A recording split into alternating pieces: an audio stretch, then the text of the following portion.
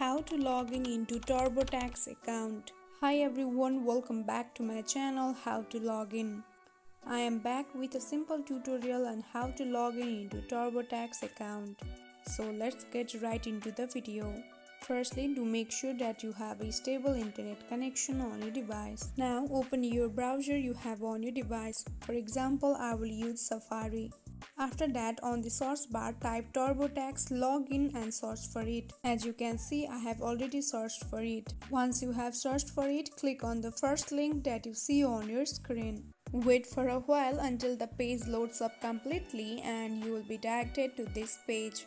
Here, as you can see, you can use your Intuit account in order to sign in to your TurboTax.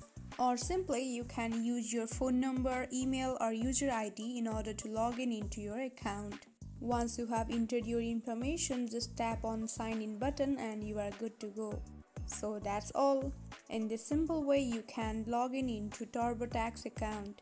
I hope this video was helpful. Don't forget to drop a like and subscribe for more tutorials. I hope this tutorial was helpful. Don't forget to drop a like and subscribe for more tutorials. Bye bye.